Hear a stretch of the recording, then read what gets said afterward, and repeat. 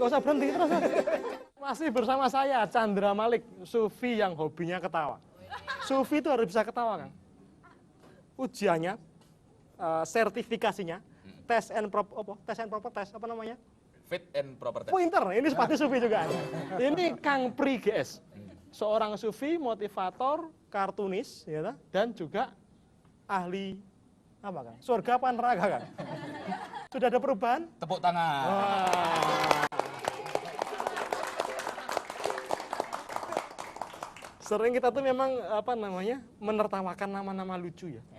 Di Jawa itu kan ada yang disebut parapan. Ya. Namanya sudah bagus. Nickname ya. Ya, nickname. Namanya sudah bagus, panggilannya siapa? Gemblong. Gemblong.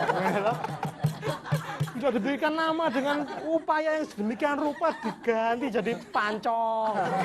Ya, itu sebenarnya ikhtiar kita mungkin untuk menertawakan kehidupan. Ya. Ya, untuk menertawakan nasib buruk kalian, gitu. Kalian tuh harus tertawa, gitu. Kalau sudah buruk, gitu, banyak penderitaan masih nangis, ya itu terus hidupnya menjadi tidak berguna. Ya kan? Pilihan satu-satunya adalah tertawa. Oke? Sekarang kita berlatih. Kita tertawakan Kang Pri. 1, 2, 3.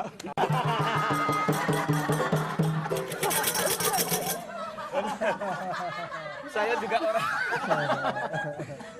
Aduh, mencari nafkah kok sampai begini ya kita ini. Begini Gus, ini serius ya. Saya ketawa juga serius tadi. Tertawa itu diam-diam adalah berkah yang diturunkan Allah untuk melakukan self terapi, Mas Gun, Mas Pras, kepada diri kita sendiri. Saya itu begitu mau marah misalnya kepada segala sesuatu, itu begitu bercermin, sudah pernah saya share di ruangan ini, selesai. Karena saya ini dalam keadaan normal saja sudah pas-pasan tampang saya itu. Sadar ya? Sadar. Nah, di dalam keadaan marah ketika saya berkaca itu, kejelekan saya meningkat 2 kali lipat. Begitu saya marah berkaca, saya shock sendiri melihat wajah saya. Kurang ajar. Ini bentukku. Dan itu, saya tiba-tiba malu untuk mengagresi diri saya, memperjelek komposisi wajah saya yang sudah pas-pasan itu. Ya. Jelek kok pintar ngomong. Ya. Dan lihat, jujur saja, saya ini dianugerahi komposisi bibir yang sebenarnya kurang presisi ya. Diselamatkan oleh kumis. Iya. Saya untuk mingkem, untuk mengatupkan bibir itu butuh usaha extraordinary. Karena struktur bibir kita itu demikian rupa. Ya. Iya. Jadi tidak mudah saya mengatupkan bibir itu butuh ijtihad. Ijtihad ya. Itu salah atau benar urusanmu lah ya. Perjuangan. Untuk perjuangan gitu ya. Iya.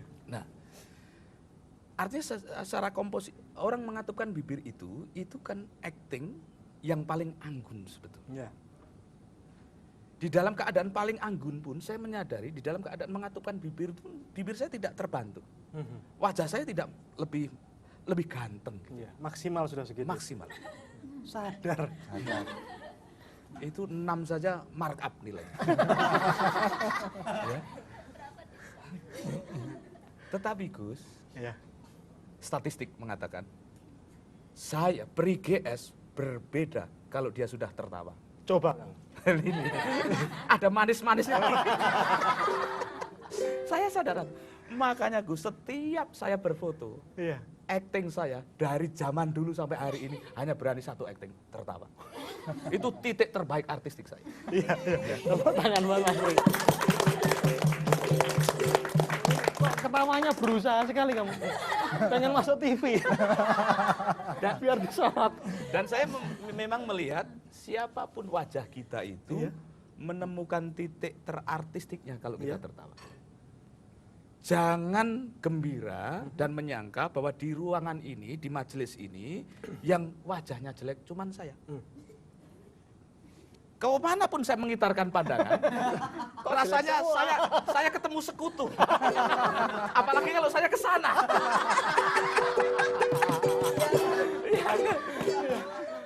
Adikku kesini. Kasihan sudah jelek kok. Kesini, duduk. Ini baru pulang dari mana? Afghanistan ya. biar masuk TV. Nggak main-main Metro, men. Ya kan? Siapa namanya?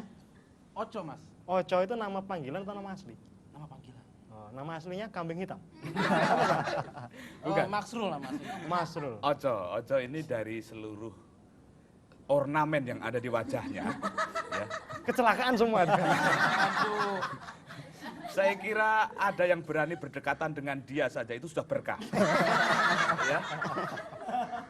Yang mengakui dia tuh hanya ibunya.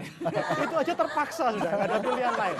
Bayangkan, ini jenggotnya saja, entah asli, entah pasangan, untuk diverifikasi ulang. Ya, tanpa harus membuat penelitian, saya percaya anak-anak kecil di kampungnya berpapasan dengan dia pingsan. Betul ya. Tapi lihat adik Oco ini, betapapun terbatas situasinya, ya. Tapi coba nikmati komposisi wajahnya ketika dia tertawa. Coba. Mau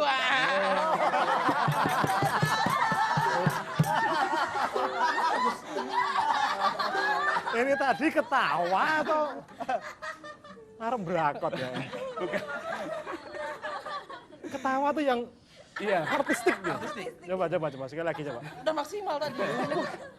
iya. Seluruh wajah paling terbatas pun itu kalau dia tertawa, dia menemukan puncak artistiknya kecuali dia. Kembali ke Habitat maksimal itu.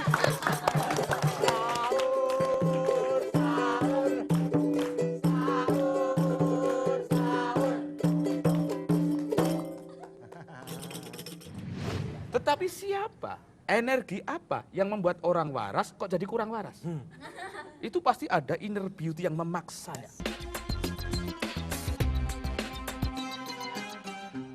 Asyam.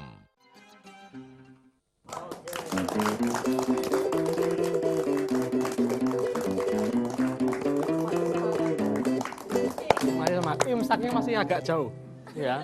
Tenang, masih ada kesempatan mau ngambil es krim, ya toh, mau ngambil sup, ya toh. Lah emang resepsi pernikahan. Ini majelis. Ada yang di antara adik-adikku ini, Iya? ada yang seleranya tidak makanan, tapi gerobaknya. Pernah ada cerita, orang tuh kalau datang ke suatu resepsi, tidak hanya makan, tapi juga mulai ngantongin. Rumah-rumahnya jauh begini, wah. Itu pernah terjadi, Kang, ketika zamannya Abu Nawas. Kok pernah gimana itu kelakuanmu ya begitu ini? Pribadi tetap Kok harus Abu Nawas jauhan? Oh aku ngerti masa kecil. Kamu nggak diundang aja datang ke kondangan itu kan? saya kan belajar dari senior, kan. Seniornya begitu, ya saya beginilah. Gitu. Nah ketika ngambil makanan ini Abu Nawas ngelihat, nah, kok makanan tok yang di kantongnya apa nggak sereten nanti. Diambilkan air, kantongannya diisi air, Kang. Oh, ini ada apa? Dan nanti kalau haus kantonganmu, ya harus bawa minuman juga. Kita kembali ya. Jadi orang-orang yang statistik hidupnya lancar itu adalah orang-orang yang pihak lain tertarik untuk berdekatan. Ya. Dan orang tidak suka berdekatan dengan orang-orang yang murung. Ya. Saya sudah menjaga jarak nih, kan saya nggak tertarik. Ya sudah. Jangan jungkel ke sana. Juga orang-orang yang berkerut, Ya. mumbling, Ya. ya, tipe pengumel itu ada banyak sekali fakta di dalam manajemen. Para pengumel itu sulit sekali karirnya naik. Oke. Sampean ini sufi. Kalau melihat kecantikan sedikit saja, Langsung. meripatmu jadi rusak. Bidadari, Kang. Jangan dibiarkan lewat tanpa berkah dari mata saya, Kang. Bidadari itu perlu dilihat, ya toh? Ya, tapi bidadari itu tidak cocok untuk setan, itu tidak. Iblis kok bisa ngomong gitu ya. Heran saya. Nah sekarang mari kita berlatih membuat sudut pandang yang membuat wajah kita itu menampan secara inner beauty. Ya. Bahwa casing kita begini, begitu, itu adalah anugerah alam. Ya, jangan, tidak perlu operasi plastik. Ya. nanti kalau salah obat hidungmu malah menggembung. Itu hidung apa buah terong itu ya. Jangan terimalah itu sebagai kecantikan alamiah, sesuatu yang alamiah itu Gus, itu genuine. Saya sadar istri ketika sedang saya nikah itu sedang ada di dalam ketidakwarasan minimum. Ya. Tetapi siapa? Energi apa yang membuat orang waras kok jadi kurang waras? Itu pasti ada inner beauty yang memaksa. Teorinya mantap. Ya. Mantap. Tapi sebenarnya tuh nggak ada orang jelek, nggak ada orang ganteng. Semua tuh orang tuh ganteng, Kang. Cuman ada yang gantengnya mudah dipahami, ada yang gantengnya susah untuk dipahami. Itu saja sebenarnya. Orang gemuk dan orang kurus juga nggak ada sebenarnya. Nggak ada ya? Itu hanya definisi pertumbuhan. Oh iya. Ada yang tumbuhnya melebar, ada yang meninggi. Begitu juga orang pintar dan orang bodoh juga nggak ada. Yang ada otak yang terlalu beku. Orang pendek dan orang tinggi juga nggak ada. Yang ada adalah orang yang pertumbuhannya aras-arasen. Oh iya. Dia lesu dalam pertumbuhan, lambat tetapi pasti. Ya. Ini apa lagi nih? Apalagi nih? Pengen tampil di televisi, triknya begitu itu. Oh iya, sekarang anak sekarang itu kayak gitu kan. Tidak mau berusaha. Ah, kita baru tua begini loh masuk TV. Anak-anak sekarang ini lewat aja sudah masuk TV. Oh, ini kurang ajar ini. Ya untung dia cuma lewat tapi honornya tetap cuma kita. Dalam Al-Quran Allah juga mengatakan, Kang, bahwa sesungguhnya kehidupan di dunia ini hanya permainan dan sendau gurau belaka. Jadi kita tuh sudah terlanjur serius ya. Padahal Allah tuh cuma membuatnya sebagai bahan bercandaan. Ya. Mungkin di sana Allah juga ketawa-ketawa. Ngapain jam segini lu kerja? Enak-enak tidur di rumah, ya kan? Ini dari tadi gitar terus. Kapan mau pentas nggak jelas. Itu Allah ketawa itu. Dan bayangkan derita beliau ini. Ini main gitar saja hanya untuk pembuka dan penutup. Sama sekali nggak di. Kok ya mau-maunya hidup gitu. Ambo yang ngomong. Yang bisa tangannya doang ya, mulutnya nggak bisa ngomong. Tertawa minimal tertawa bisa kita ya. Kesedihan yang dikemas dalam kebahagiaan membuat bahkan wajah Mas Gun sebenarnya agak ganteng. Agak. Sebetulnya. Saya tidak cukup ikhlas untuk melihat dia. Orang yang jelek ini aslinya pemarah loh. Ya, melihat yang lebih ganteng itu kompetitor nih. Kira-kira gitu. Orang pendek itu seperti saya itu, kalau ada melihat orang tinggi lewat saja, saya sudah tersinggung sebelum disinggung. Jadi ketinggian itu keliru di mata orang pendek. Iya. Kita kalau kalah kaya, melihat orang lebih kaya itu keriting rambut kita. Melihat tetangga beli kulkas dan lebih kaya, dia batuk saja dikira menghina. Itu penyakit miskin itu ada. Ya. Jadi Mas Gun, kesedihan itu butuh dinikmati, tetapi cara penikmatan yang kuat itu yang menimbulkan respect. Ya.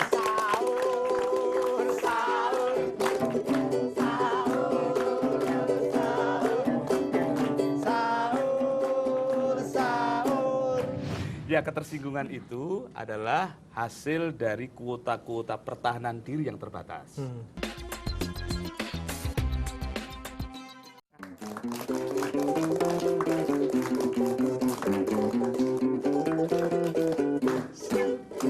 Sekarang ketika Gus Dur nggak ada, sudah berpulang, itu kita masih punya stok humor yang banyak sebagai warisan beliau. Ya.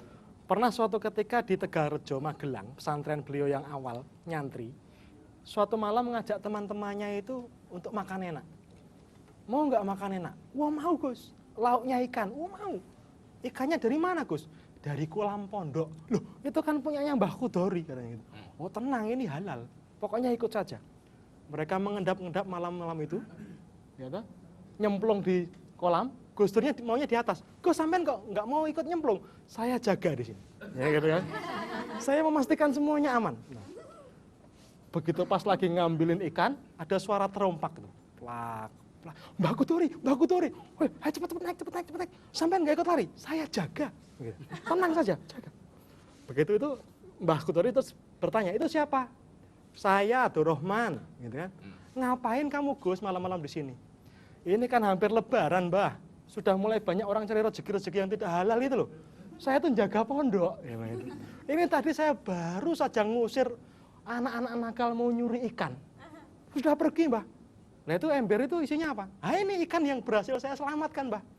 Wah bagus kamu, ya udah bawa aja ikannya. Bawa apa diajak? Wah dia menang itu.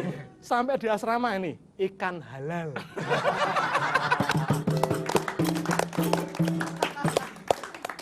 Begitu saja beliau itu akhirnya jadi presiden. Iya. Jadi kalau ingin jadi presiden, jelas sekarang rumusnya. Iya. Ya, curilah ikan. Tetapi Gus Dur itu lihat, kalau beliau sudah tertawa, seluruh ekspresinya itu penuh muncul. Iya. Ya kan? Kalau beliau sedang tidak tertawa mungkin tampak lesu. Iya. Ya, tampak kurang vitalitasnya kurang muncul. Tapi begitu sudah beliau tertawa ini, seluruh keanggunan Haji Abdurrahman Wahid keluar. Jadi Ya. berkah tawa itu luar biasa. Ada juga soal makan, ya Gus ya. Saya Ya. tambahi bagaimana saya pernah masih keluarga muda, ada tamu bekas teman-teman lama Ya. yang urakan. Kita ini kan keluarga muda, beras saja masih 1 kilo 2 kilo, belum berlebih lah. Itu teman-teman mantan SMA ini pada datang, waduh, ini minta makan semua Gus. Padahal makan kita dihemat-hemat istri berdua itu aja. Iya. Nasi yang satu saja kalau jatuh kita uber loh Gus. Ya. Begitu terbatasnya keadaan ekonomi kita itu. Iya. Dan waktu itu kita numis kangkung itu. Iya. Wah ini kedatangan gerombolan-gerombolan ini, waduh ini seluruh nasi sebagul habis. Habis ya. Nah kita punya taktik untuk menghemat mereka begini. Mas Pri, ini kangkungnya enak sekali. Oh ya itu tadi panen sendiri di mana? Depan comberan depan itu. Itu selera makan mereka langsung ngedrop Gus. Kangkung itu kan di tomberan aja tuh, Bu. Ya kan? Iya, iya. Nah, itu kemiskinan itu juga harus kreatif untuk Iya. menyelamatkan. Iya. Jadi orang-orang miskin ini fakir, apa kreatiflah kalian ya. Jangan ragu-ragu. Tirulah mentormu. Ini orang miskin boleh nanya loh. Gini Om, aku mau nanya. Jadi kan kalau di sini aku nggak tinggal sama keluarga gitu, tapi sama teman-teman. Boleh tinggal sama saya, boleh. Ah, nggak mau. Betul betul. Dia nggak mau itu seleramu bener. Dia belum tahu berkahnya kan. Betul. Karena selera dia itu aku ngerti belakangnya itu. Gimana mau nanya apa?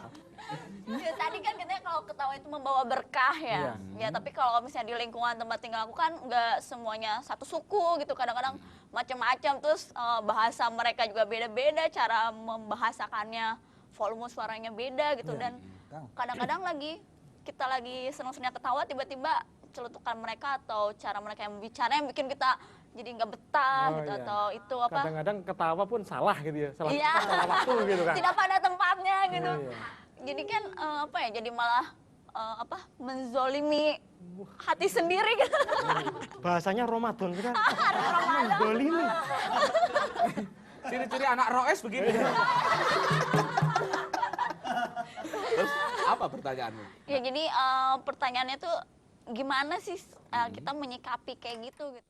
Ya ketersinggungan itu adalah hasil dari kuota-kuota pertahanan diri yang terbatas. Ya, semakin kuota itu kamu perlebar dengan referensi-referensi pergaulan, keilmuan, literatur kebudayaan, kamu akan makin plastis untuk masuk di dalam keragaman aneka tertawa. Karena tertawa itu pada satu titik dengan kemampuan tertentu itu adalah persoalan universal. Ya kita nonton Mr. Bean, ya Mr. Bean itu pinter sekali membuat tawa-tawa yang seluruh suku tertawa. Bayangkan. Itu karena apa? Kemampuan referensi beliau sudah ada di dalam takaran mengatasi seluruh kuota-kuota kecil untuk diekstrak di dalam kuota besar. Padahal belum tentu hidupnya penuh tawa ya. Betul. Kayak badut itu bisa bikin ketawa orang, Betul. tapi siapa tahu di belakang make up-nya tuh dia sedih. Iya. Maaf Kang, kadang-kadang juga justru beberapa pribadi yang memang susah untuk tertawa. Oh, itu hanya karena kesalahan struktur bibir. Ya. Ada orang yang geli, tetapi casingnya itu cemberut. Itu kalau dibongkar, seluruhnya bersih gelak Iya. tawa. Cuman ini salah struktur bibir. Antara gigi dan bibir gak kongruen. Gitu. Ada juga yang kalau ketawa tuh rasanya kalau pengen nonjok. Ini sayangku, Mr. Bean itu untuk membuat riset satu adegan, manual booknya bisa setebal babon-babon tafsir kitab suci.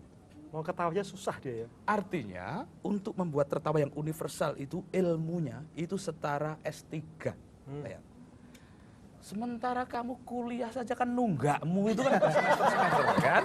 Ya wajar kalau kamu masih tersinggung, masih kesulitan memahami ini sebagai sebuah humor. Jadi semakin banyak tabungan-tabungan di kepala kita, nanti kamu akan menginjak sebuah fase tawa yang menjadi berkah bagi sesamamu.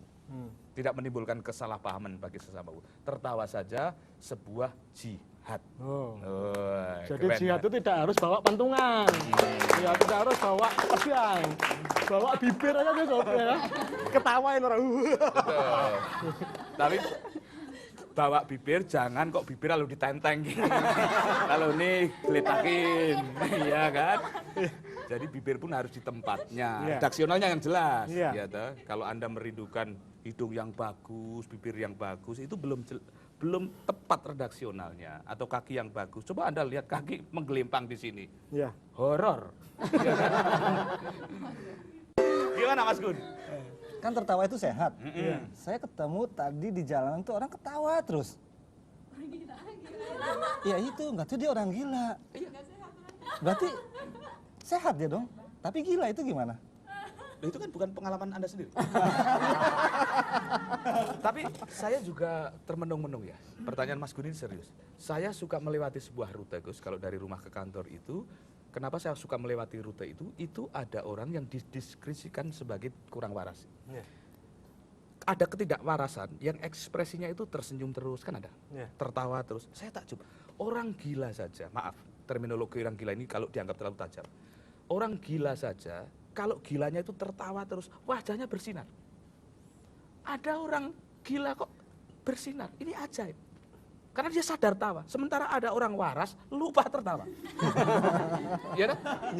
Ini jauh lebih gila. Iya. Kasihan mau ketawa aja harus nonton kita jam segini loh. Iya. Padahal kita aja nggak nonton. Iya. Ruwet banget. Ruwet. Sudah, rampungan. Memang kadang-kadang ukuran lucu itu menjadi berbeda-beda. Bagi orang lain lucu, bagi orang lain menyinggung perasaan. Jadi ini kita harus pandai-pandai menempatkan diri, manajemen waktu, manajemen ruang, ya. Mau menerima kritik, mau menerima saran, sehingga penderitaan itu bisa berubah menjadi kebahagiaan ketika kita sanggup menertawakan diri kita sendiri. Kita akan lomba tertawa ya, paling kenceng nanti boleh nambah sahur. 1, 2, 3. Assalamualaikum warahmatullahi wabarakatuh.